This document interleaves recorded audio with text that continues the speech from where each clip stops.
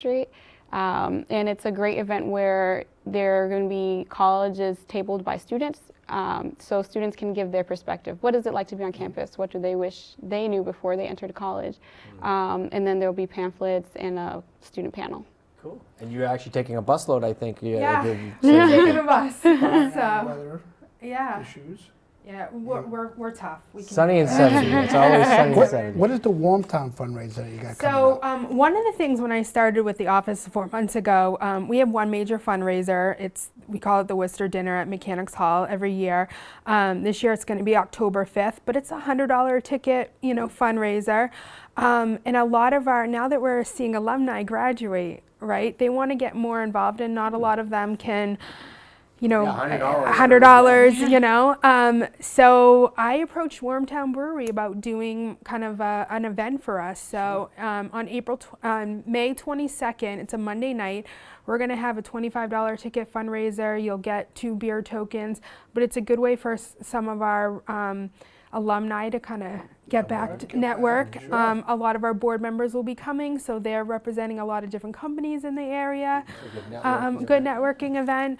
And Wormtown's going to actually do a special brew that night called Bottom Line Brew. So, we're calling it Bottoms Up. So when you introduce Bottoms Up for Bottom Lines, Bottoms Up for Bottom Line. So you were right there. That's what it was.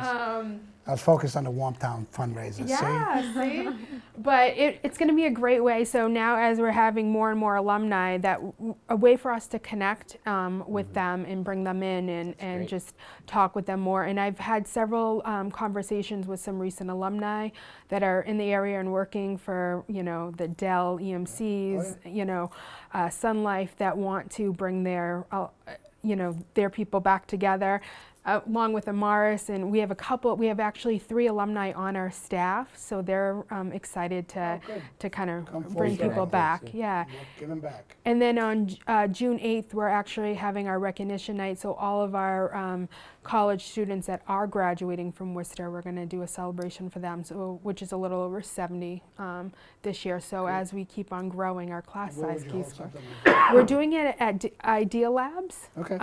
Yep. So right downtown here, and we're planning out all those details, but it's a good way to kind of, hey, you were one of our graduating, members, and they could have gone to any of their 25 target schools, but it's a way for them to come back. Is there also a Worcester dinner? You're doing something Yep, with that? so the Worcester dinner is October 5th at Mechanics Hall, so this will be That's our 9th, that'll be the 9th one. I'm looking at what is 10-year going to be, so if you have any ideas, let me know. We'll start planning now, Start planning Jeffrey's now. got ideas. We'll start plugging away. Well, so again, folks can reach you online. They can get involved, and anyone can kind of seek out your help there. So, and what's the name of the website again? What's the address of the website again? It's bottomline.org. So anybody that's interested in our Access program, or if they're a current Worcester senior that are going to one of our 10 target schools, they can go into our Success Direct program. So they might have not come through Access, but they're going to be at one of our target schools. Do you prefer the online as compared to if somebody wanted to call you or They stop can by? call us or go right online and fill it out, and then one of our counselors will get back to them. Well, thank you for joining us here today, but more importantly, the work that you're doing behind the scenes. And it's a hidden jewel. I didn't even know about it, and I know I'm a community person and work with youth and young adults, and to have found what you do is a tremendous opportunity and resource for a lot of kids. So thank you. Well, thank for you. being Thank here, you. and thank you for a great job. Well done. Thank you. Thanks for coming. So we're going to take a little break right now, and we'll be back after these announcements.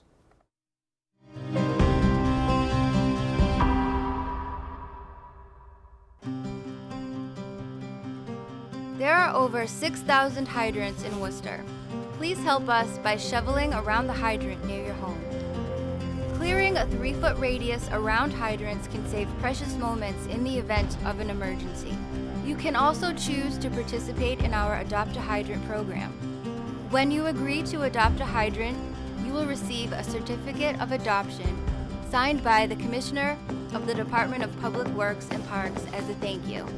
Please call customer service at 508-929-1300 or visit us online for more information on how to get involved with this program. Thank you.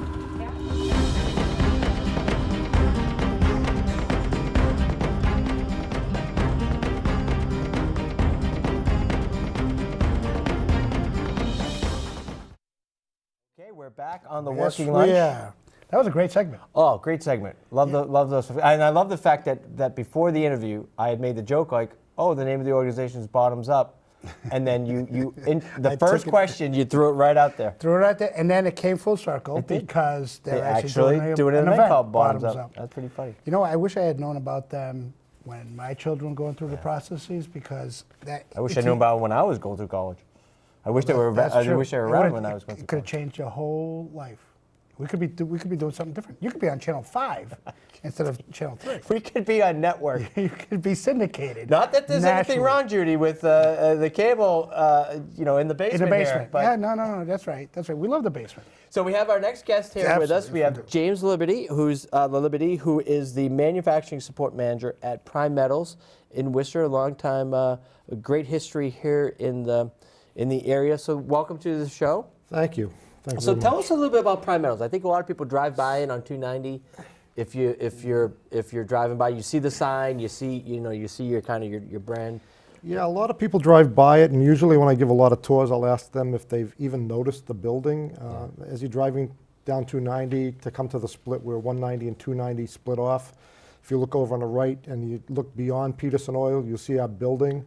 It actually started, the business started in 1888 as Morgan Construction Company. Yeah.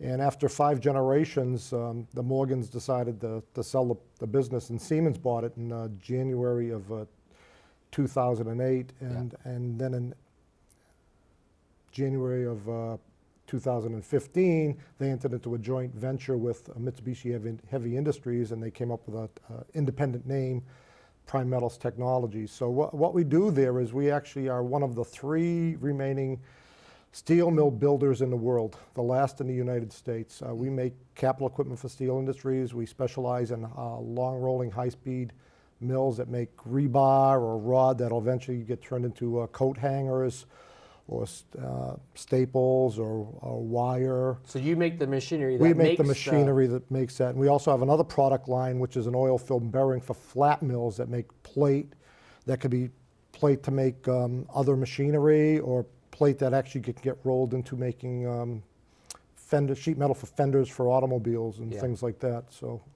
you're one of the remaining companies here in America, but you also ship worldwide. And We're an international company. We have sites in Shanghai, China, Mumbai, India, Sheffield, England. We're truly an international company. We started doing business under the Morgan name back in the mid-90s internationally. How many employees do you have here in the Worcester location About now? 430 to 450. Do you work in multiple shifts, or is it We work in multiple shifts. Yes, we do. still? Yeah. we took a tour with you the other day, and just fascinating how the process works. You have this final piece of machinery, this equipment, which is, some of it's huge. It's the size of, like a bus or something, like a car, with all these kind of inputs and outputs and valves and, and then how it gets fabricated, how each piece gets, kind of formed out and developed, and the tolerances that you have to work with, are amazing. So. Yeah, our specialty there is, of course, we want to protect our intellectual property. So everything that we want to protect, we manufacture at our facility here in Worcester, and we don't farm that out to subcontractors. That said, you also work with a lot of other local companies that supply you with either materials or Or intermediate processes, Yeah. they do. We do a lot of business with. So you help support well beyond. Yeah. We do a lot of business with Body Coat over on Grove Street, or we have a lot of work with local machine shops around Worcester County, along with around the world. So they supply you with, dare I say, bits and pieces that you then take and put together the total product. Correct. Wow. And mixed with the things you're making directly. Yes. Yeah. Yes. So I know that how we kind of got together too was you're doing a lot with helping support kind of developing the next generation of manufacturing workforce talent. And the other day you had hosted an employer roundtable on behalf of the Lieutenant Governor and Secretary, the Massachusetts Department of Elementary and Secondary Ed, Secretary of Education, Pizer. And so having the Lieutenant Governor Pulido here to see what you do and then talk about the importance of companies helping to educate the next generation. Tell us a little bit about I know you do a lot with this, so Yeah, tell us a little bit about what you do there. So just a little bit about me. I started in 1978 at Morgan's, and I started by running machines. And you know, I've done some schooling, and I've done a lot of work just proving myself. And then in 1988, after 10 years, I kind of got into management. And I noticed after a little bit in management, you know, we were hiring a lot of people from companies that were closing down, but then there weren't any more companies that were going to be closing down. So it's like, what do you do next to try to find skilled labor? So that's when I started getting involved with different trade schools, and that's probably been about 20 some odd years. It started with Worcester Technical, and then I started, you know, getting involved in other schools around the area, like Bay Path or Tantascra in Fiskdale, Sturbridge area, or Blackstone Valley Tech out in Upton. Leominster High School up in Leominster, they have a shop of their own up there. Monty Tech up in Fitchburg, Assabet Valley in Marlboro. I just started thinking, you know, anybody that's kind of within an hour or less of our business, I wanted to be involved with, because one of the biggest problems with having a co-op program is transportation. Yeah. Usually they'll start out in their junior year, and right after they get their license, a junior, and most of them don't have a car. So they have to, you know, ask mom or dad or a friend, or they're going to just recently got a car. So they're not going to drive more than, you know, usually 45 minutes to a place to work. So I started getting involved with a lot of the different trade schools, you know, being on the advisory boards. I'm pretty active on all of those advisory boards. I'm chairperson of 3 of them. I spend a lot of time, you know. So really committed to. I'm really committed to this. I'm really committed to this. I spend a lot of time. I have an upcoming meeting. Going to be in Blackstone this month, and next month I'll be at Tantascra and Fiskdale. So I know you probably do a lot of work with like Jeannie Hebert down in the chamber down in the Blackstone Valley area. I know that she's been really pushing for the expansion of training opportunities in manufacturing up here. You know, the superintendent Benenda has been looking to kind of go beyond just the Voc School for training, because I know at the end of the day, right? I mean, there's just not enough. The demand is there from manufacturers. There's just not enough young people coming out of the trade schools that go into a career. Some go off to college. More and more go off to college these days, and then the shops themselves aren't. You know, there's a limited capacity there. So the numbers kind of the amount of need outstrips the number of graduates, right? That plus, you know, back in the 80s when we were doing NAFTA and offshoring a lot of the trade schools got the feeling that there was not going to be a need, so they started shrinking their programs, and now we're going the opposite direction. Is that, yeah, because I mean, when you look onshoring at kind of more on a bigger picture level, manufacturing industry in general has this need for refill, you know, kind of the refilling of the stock of solid employees. You've got this retiring generation, and they don't have enough kind of backfilling. What do you think happened there? How did we kind of get? You mentioned NAFTA. What's some of the other things that you think happened kind of? I think between, you know, the offshoring and also the stigma that a lot of parents have that manufacturing is not a good job. Right. They still think of the water wheels and the pulleys and the belts from the 1940s, and it's nothing like that anymore. There are some pretty sophisticated equipment out there, CNC, computer numerical controlled machines. A lot of them have conversational controls on them, so operators are actually writing the programs by answering questions right at the machine and building a program right there at the machine. They're not doing offline programming. Yeah. Granted, a lot of the more difficult parts or machines to program are done at a programming station. So it seems like we're at this point too, where it's like when the skill needs of the profession have kind of ramped up, you need to have much more maybe math skills, computer skills now, and you know, a bit more hands-on. The level of training in those areas has kind of dropped off, and the supply of, you know, people interested in going into it has dropped off. So you've got, you know, you can't just take someone off the street these days and just put them behind a machine. I mean, you need to have skills in order to do this, and I think that's where, as a workforce system, we try to jump in and work with others to kind of meet that those training needs. I mean, what's some of the skills you look for in a new kind of employee? Well, right off the bat, I'm looking for somebody who'll come to work every day, pays attention, wants to learn. You and I wants to learn, has the ability to learn. That's basic skills to start out with. After that, I'm looking for somebody that has some math skills, hopefully some trigonometry skills. I'm looking for somebody that has some computer skills. Can you, and not to put you on the spot, but why do you, like, because a lot of people think like, oh, I don't need to be as good as math these days because, you know, I can use a calculator, I can use the computer or whatever. How does math get used like on the shop there? We have to figure out bolt circles. So we use right angle trig almost every day. Oh, right angle trig, yeah. Anyway, Cosine. so what is Sine, cosine. Sines, Math was not my cosines. Look at that. Oh, I took a shot in the dark. Tangents. I took a shot in the dark. I was right. Pythagorean theorem, all of that stuff. We So use they that need all to the time. understand. pi, I know what pi is. But in all seriousness, as you look at your workforce now, your employees, and we talk about this in a lot of different industries, but yours more prevalent because, of course, it's a shrunken industry across, obviously, all of the United States. When you look at your existing current labor force and projecting the next 5 to 10 years, I mean, how much of a turnover due to retirement and things of that nature are you looking to fill?